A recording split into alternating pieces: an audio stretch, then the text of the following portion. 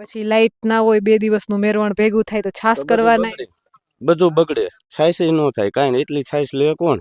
અહીંયા અમારે કોઈ લેવા વાળા ન હોય. પછી લાઈટ ચોમાસામાં કેવી હેરાન કરે છે? લાઈટ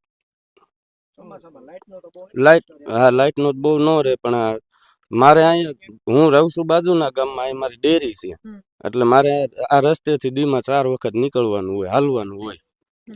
અહીંયાથી નીકળતા લોકોના જ જે ગાડી લઈને નીકળે છે, આપણે એમનું જ જોયું કે ભાઈ સ્થિતિ એટલી ખરાબ છે. આ પથરામાંથી, આ કાકરામાંથી આટલા મસ્ત મોટા દૂધના કેન લઈને નીકળવું એટલું અઘરું છે. અને માત્ર આ એક ગામની વાત નથી કરતી, જનરલી લગભગ મોટા ગામોની સ્થિતિ આ છે. પણ વાત એટલી સારી છે કે કોઈ અવાજ તો ઉઠાવે છે. આ ગામના લોકો એટલા સારા કે એણે રજૂઆત તો કરી છે. બાકી આપણે તો એ જ સરપંચની વાત આવે એટલે કે સરપંચ અમારો સગા છે, મારા મામા છે, મારા કાકા છે, સરપંચની વિરુદ્ધમાં કેમ જાવ? અરે ભાઈ જાઓ, બોલો. કેમ કે સરપંચના ઘરમાં જે પૈસા જાય છે ને એ તમારા બધેના હકના જ છે. એ ગ્રાન્ટો પાસ થઈ તમારા માટે થઈ છે, એ સરપંચના ઘર માટે નથી થઈ. કમસે કમ બોલો. આપ જોતા રહો ગુજરાતનો અવાજ.